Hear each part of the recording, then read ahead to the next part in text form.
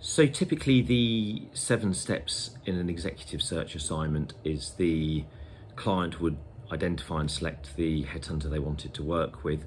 And then there would be, after sign off, an initial briefing, and this is called the requirements capture. And the requirements capture is to flesh out the job specification and the accountabilities so that the search company is entirely aligned with the client's needs.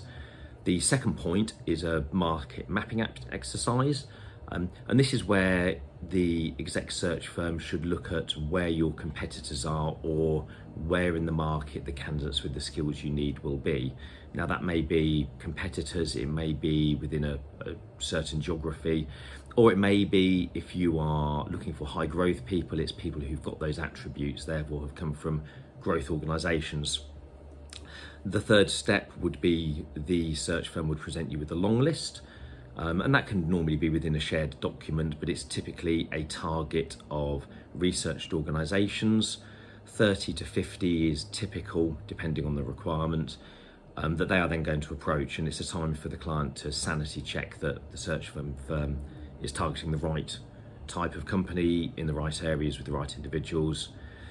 Having got the long list, the search firm should then identify the suitable candidates via name, using LinkedIn, market research. And an important thing here is to not just look at candidates that work at the company, but maybe ones who've worked at the company previously and have then had a sabbatical, moved to another organisation. And this gives you a drop down of candidates that you go into an initial pitch with. Having done the pitching, the pitch is a bit of a differentiator really. Some candidates are locked in with equity and are simply not going to leave. Some candidates are in other processes. Some candidates won't be suitable for the role. And having done the pitching process, the exec search firm then gets to screening.